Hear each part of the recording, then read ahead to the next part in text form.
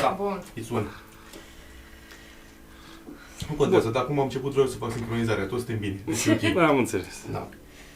Deci trebuie să te prezinți. Bună. Bună, băieți. Mulțumesc frumos pentru invitație. Eu sunt Alexandra și o să vorbim azi despre tema de karate. Karate. Bun. Kinky. Kinky. Îmi place karate. Ce stil faci tu? Enshin karate. Enshin. Asta ce e? E mai defensiv, mai... Nu e diferență mare dintre A și Hara.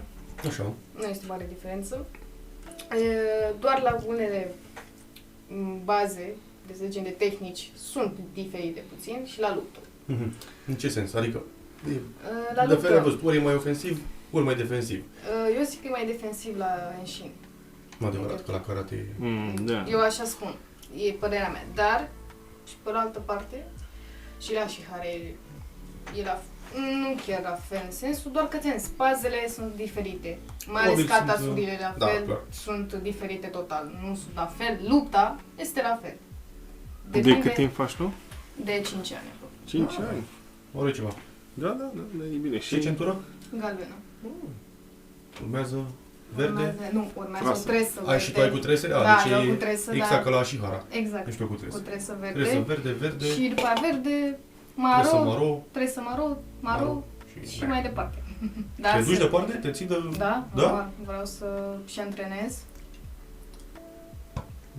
Ce să? Adică ambiții. Bă, e bine. Adevărat. Na, sportul e... Când este glumă, avem glumele noastre, ok.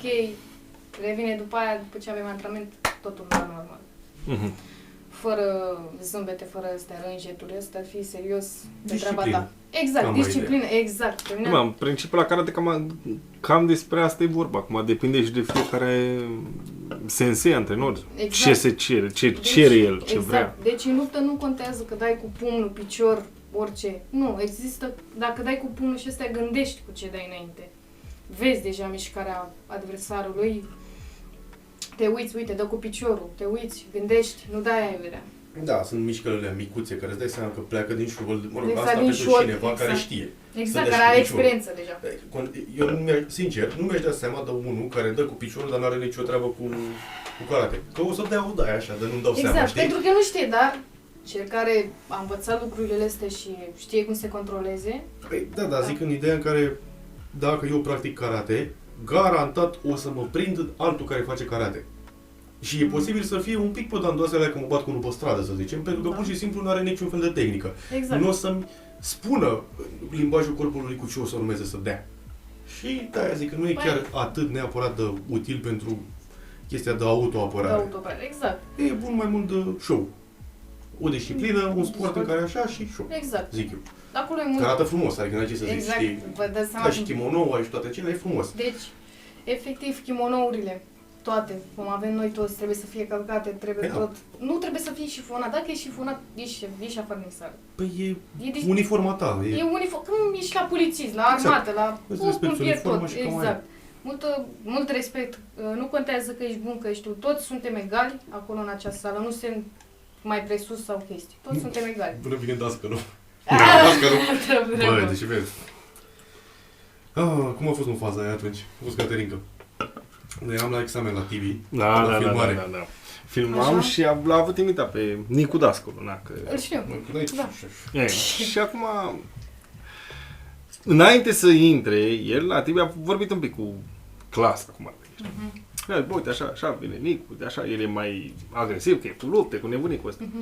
Tibi, din ce am observat noi, gen, el predă o chestie mai, cum să zic eu, mai mult spre disciplină, adică mai mult, nu neapărat să înveți de la el să te duci să-l omori pe unul pe stradă. Înțelegi? E mai mult de chestia ta spirituală, să te întremezi tu, să nu știu ce. Și acum, era o chestie pe care el o explica, gen cum să dai cu piciorul, știi? Un low kick. Și el o explică într-un fel. Bă, dai low kick, pac, ai punctat cum ar veni, adică l-ai lovit, ca apărare, ca nebunie. Și am mai întâlnit cu Dascălu, înțelegi? Și el face... puțin, a venit, da. A făcut el, uite, să Nicu Dascălu, nu știu ce. Da? A evoluat chestia și au ajuns la low kick, la același low kick, numai că la Nicu Dascălu nu era ca la Tibra. Dai și te alegi și să rupă, să cadă ăla.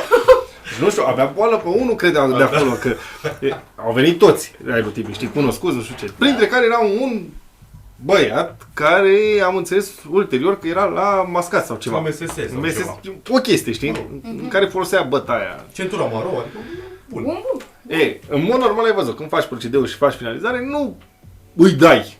Te faci că îi dai, știi? Adică când e jos, după ce l-ai pus jos. Băi, prieten, și-a luat. Și acum te-am pus jos, da? Și acum păi scapă! Ușor că capul acolo. Ăla îți dai seama că ăla trebuia să stea, că na, și... Păi hai scapă! Păi dacă îți dau una acum, dacă ce faci acum? Bă, Ridică piciorul ăsta. Păi ce dici piciorul ăla? la un moment dat i-a făcut o chestie, stătea el, știi, încordat, știi, și face, uite, dai cu pumnul, știi, ca să facă el un procedeu. Și am ăla, ai văzut că dai și te-ai mai Mai e pun. Caterinca, așa, știi, ca să...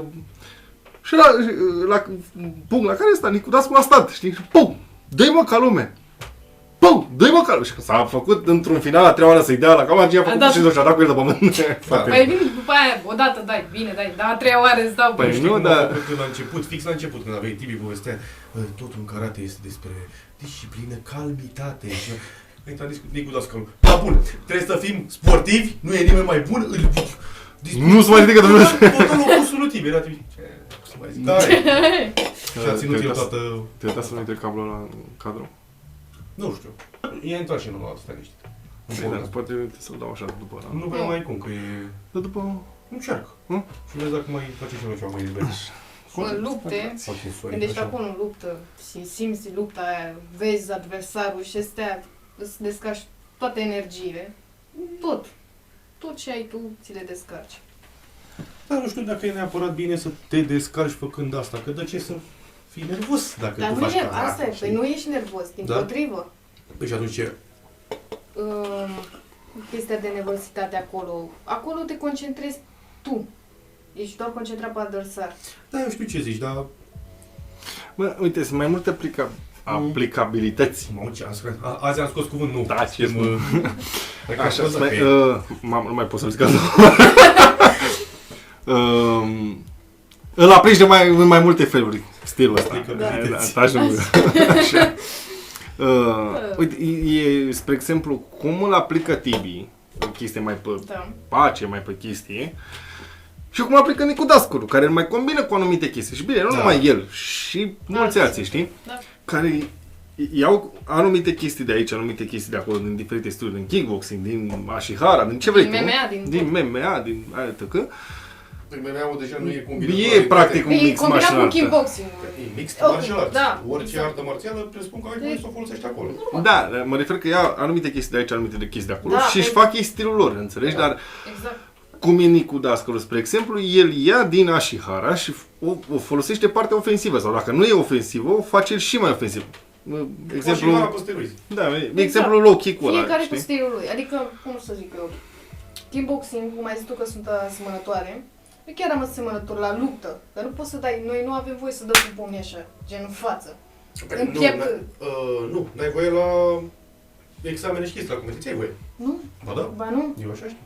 Eu în luptele mele niciodată n-am dat cu gen cu pumni în față. față. Aveți căscuță?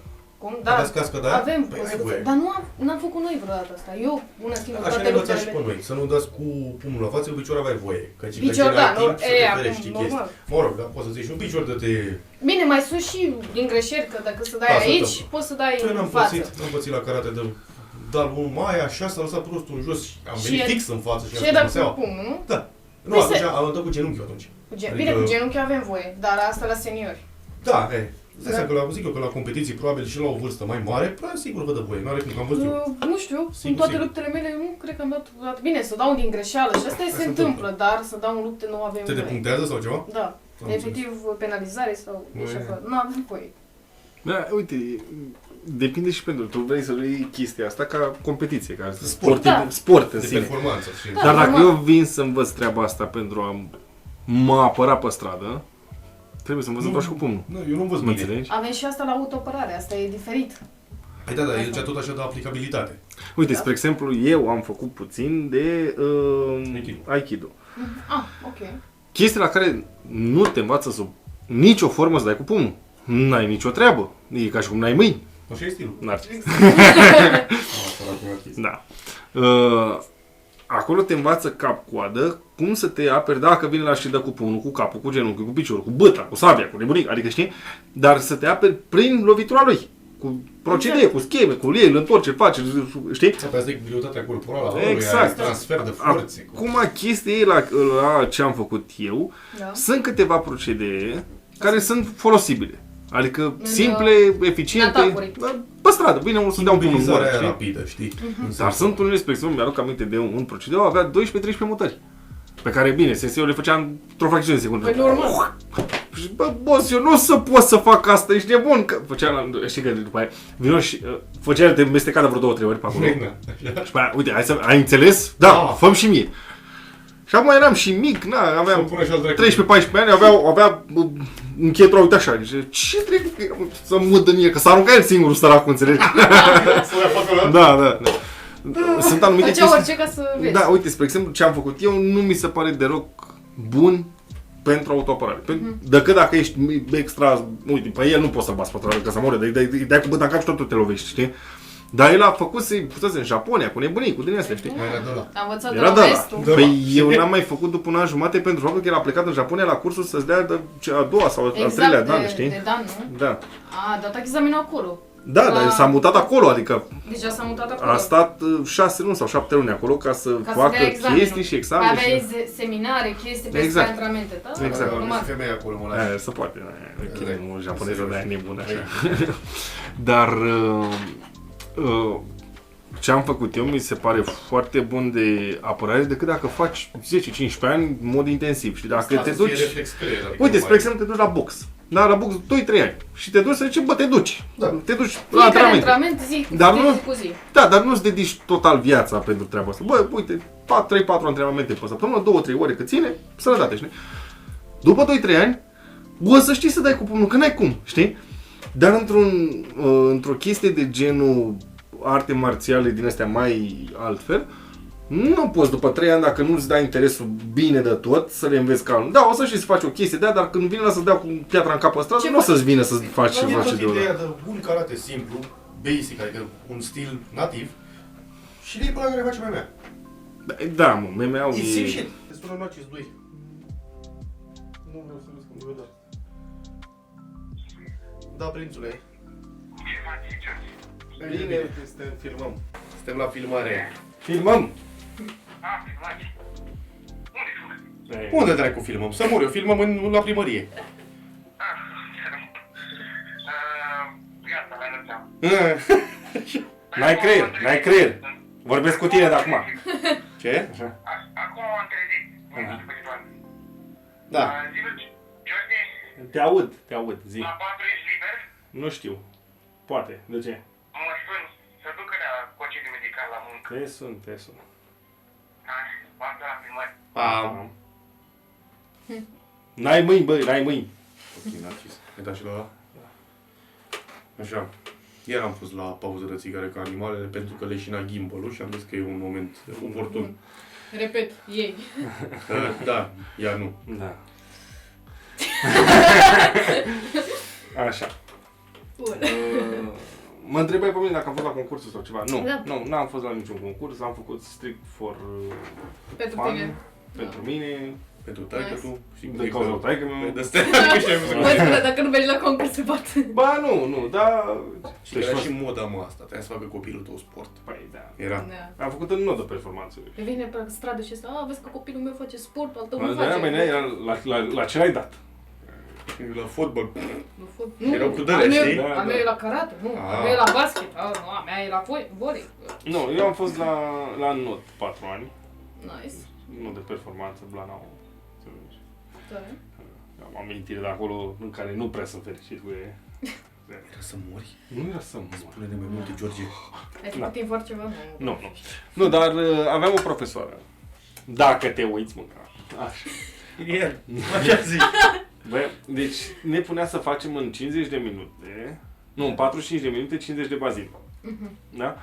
În diferite stiluri. Buba era că, fiind mici și proști, că aveam 7-8 ani, ea ne întreba. Deci noi fiind mici și proști, nu mințeam, că pe 50 de minute, 45 de minute venea câte bazine mai ai. Ce ai să zici, a terminat, știi? Nu, mai am 7. Pentru fiecare bazin, Da. în plus, mai stăteai 5 minute în bazin. Deci 7 Ca și pedepsă. pedeapsă. 7 lipsă, adică încă 35 de minute. Și restul Nu te copilul murai, mă, să știi, și cu mâinile. Restul copilul să jucau cu minge acolo, tu stăteai și mai băgai acolo încă o grămadă de bazine. Că, na. Deci e bine, teoretic, că ți-ai făcut. Păi, e bine, dar... Te oftici Asta când ai era clasă în pentru piept. tine, adică făcea ca să mai faci pe viitor. Bă, dar era la un moment dat... De deci nu e vorba că nu puteai să le faci, că făceai, trebuia să faci cam în 30 de secunde, știi? La respirație, la nebunii, la brațe, dar era chestia că la un moment dat fiind copil, te plictiseai, înțelegi? Adică nu... Nu mai aveai chef. Da, nu percepeai chestia, mamă, trag, că e performanță, că când fac mai... Nu, te durea, e copil, o înțelegeai aia, obediență de aia. Mamă, m-am Ceva dus, copilăros, adică. mă duc la bazin, Da. trebuie să fac alea, că acum m-am berică. Shame. Da. Când m-am dus la bazin, îmi iau cu jos, să ții minte până când. Bă, în prima zi, ai văzut că e bazin mic și bazin mare, la Olimpic. Da? Da, așa. Bun. Și ca orice copil atât, de 1 metru, deci puteai să te bagi la ăla mic, știi? Și m-am băgat în prima zi la ăla mic, îți dai seama, era plată, n-avea o treabă, știi? Face, vină cu mine. Știai să noți? Nu, prima zi când m-am dus să Păi nu știai știam, tu să n-am, învăți până nimic, să- nimic. Da. M-am aruncat în ăla mare. Bă! Și ai învățat Și să noți. învăța să noți. Da, bine, a intrat și ea, înțelegi? Dacă am văzut că erau 1 kilometru de apă sus mine, ești nebun la cap. Îți vedeai picioarele că nici nu ajung, mureai. Ce vorbești, mă, înțelegi? De aia tot urla la mine, că stai pe spate. Și vezi, m-am pus pe spate, că n-am panică, mor dacă nu, adică. Singura informație care ai primit, da, e bună, gata. Și am văzut că dacă stau pe spate, nu mor. Înțelegi? Și atunci am învățat de niște chestii, bă, când nu mai obosești, ai de notat mult, nu știu ceva și nu mai poți, înțelegi, te pui pe spate, faci plota, te urinești și continui după aia, știi? Dar după bazin, adică m-au lăsat, până în clasa 5 am făcut. Am intrat clasa 5 n-am mai făcut pentru că s-a schimbat cu programul, știi, că intrai după amiaza, clasa 5 nu mai era dimineața. Nu mai aveai era timp de alte ore, alte astea.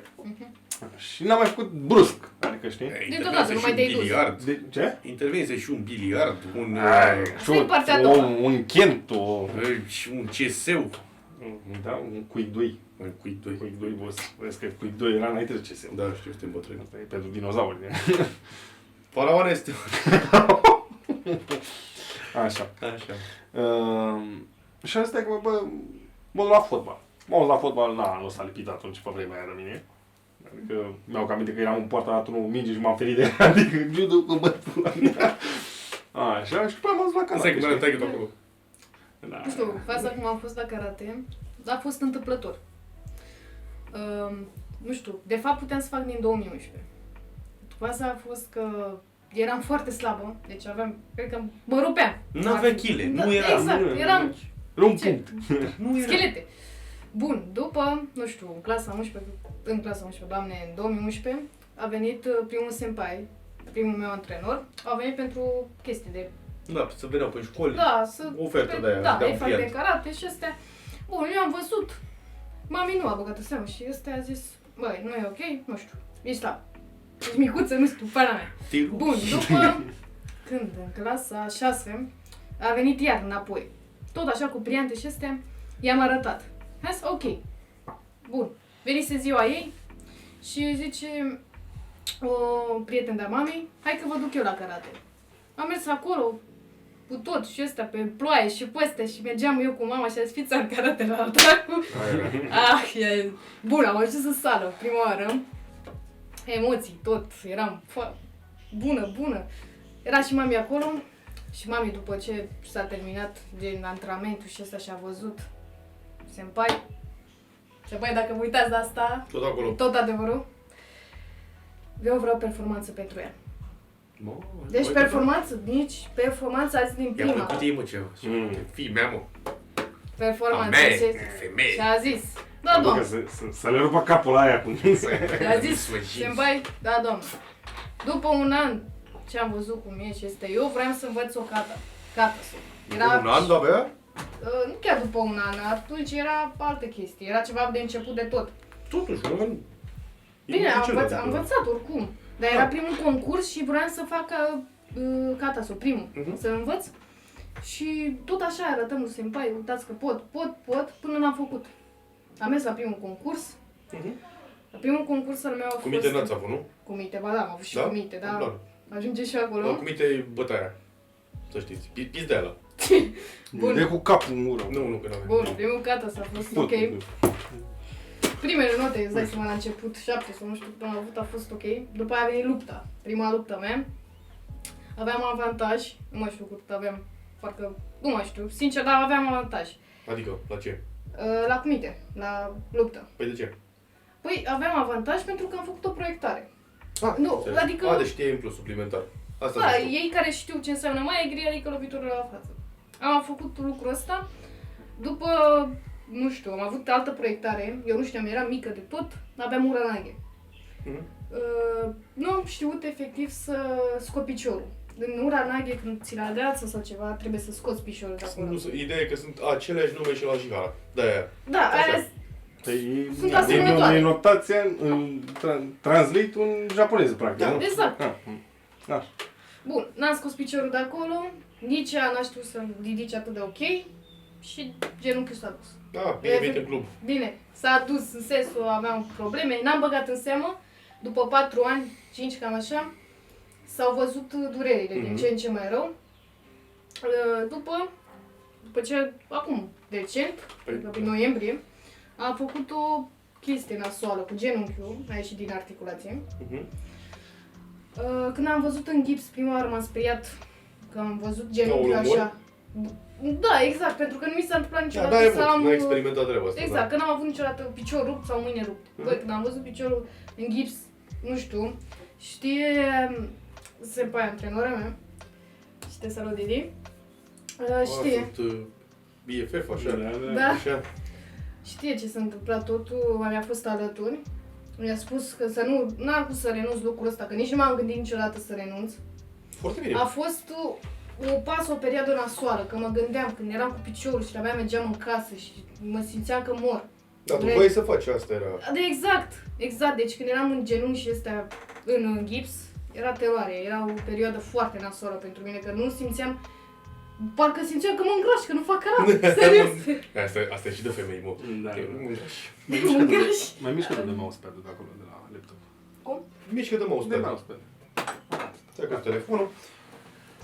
Ăla mic, E viu. review. Că aveam aici de pe Septi, dacă era sică Septi, făceam repede un reparat.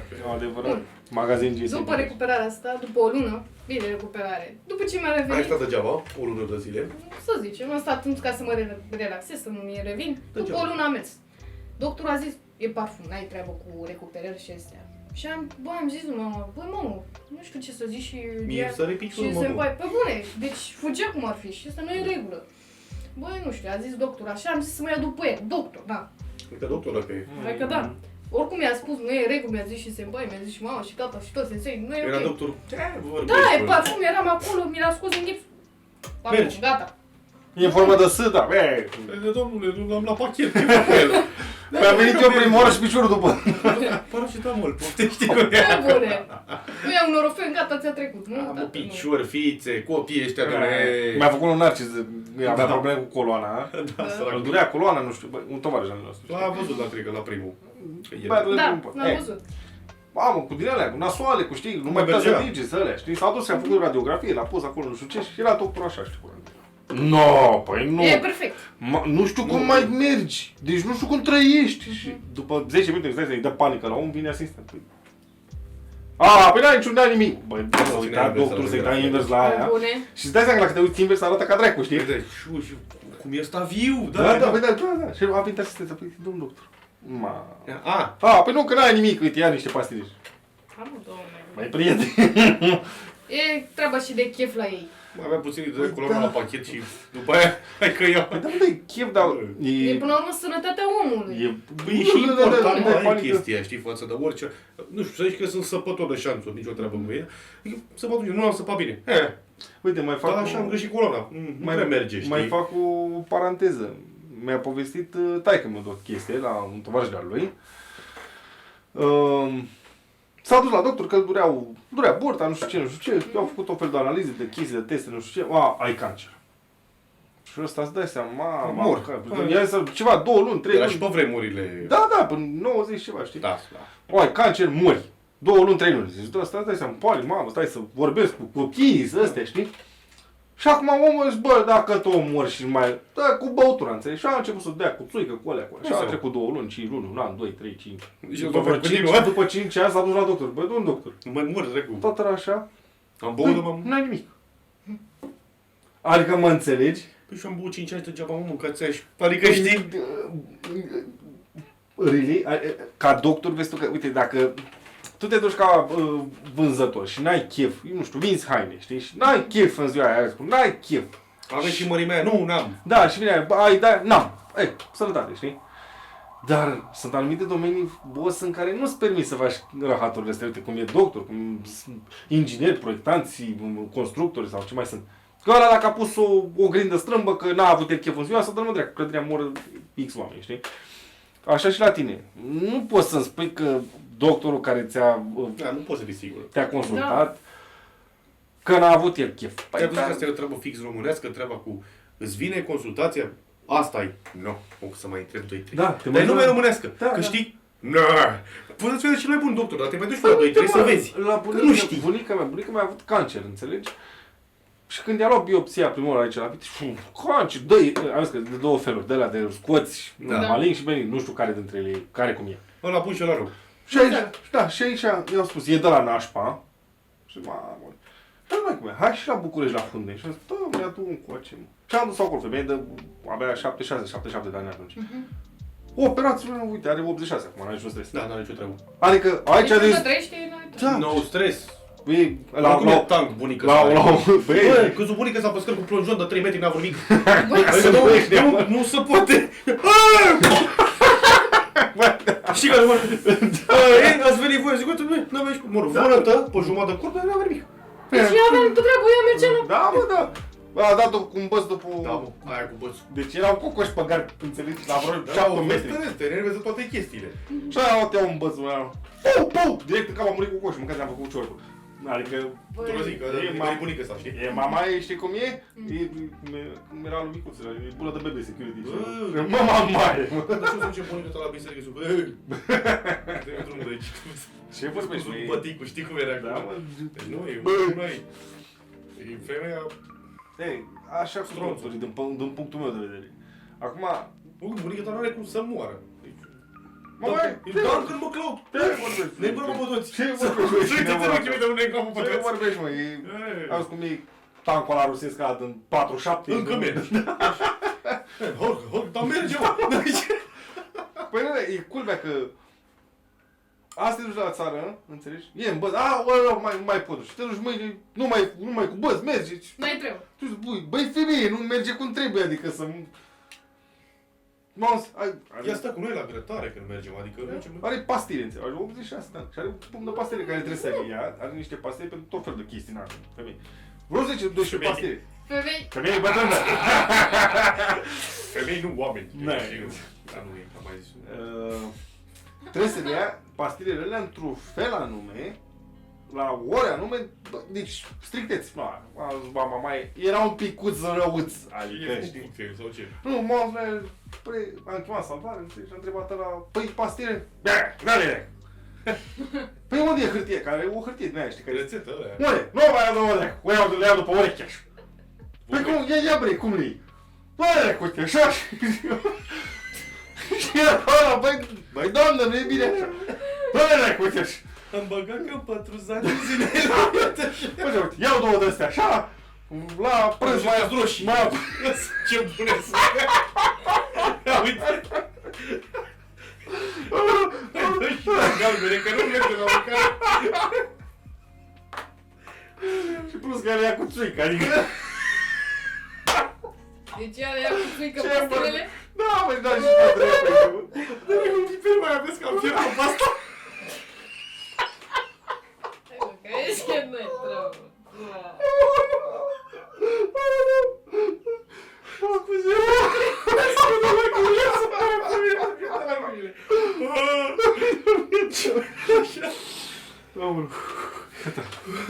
Mai un pic de așa. Așa. Doamne.